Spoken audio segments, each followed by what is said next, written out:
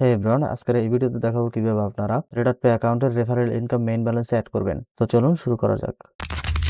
তো প্রথমেই অ্যাকাউন্টের ভিতরে চলে আসবেন।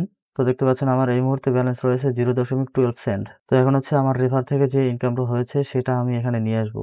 তো এটা করার জন্য উপরে দেখতে পাচ্ছেন একটি গিফট আইকন রয়েছে, এখানে ক্লিক করবেন।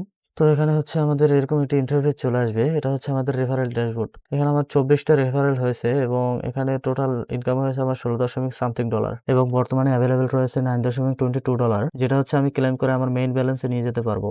এখানে যদি আমরা ইনভাইটেড ফ্রেন্ডস 24 এর উপর ক্লিক করি তাহলে এখানে ইউজারের ডিটেলসগুলো দেখতে পাবো। তো এখানে দেখতে পাচ্ছেন ইউজার আইডি এবং সে কবে এই অ্যাকাউন্ট তৈরি করছে সেই ডেটটা। তো এছাড়াও দেখতে পাচ্ছেন কিছু কিছু অ্যাকাউন্টে ভেরিফাই করা হয়েছে, কিছু কিছু অ্যাকাউন্টে কার্ড অ্যাক্টিভ করা হয়েছে, সেগুলো এখান থেকে দেখা যাচ্ছে।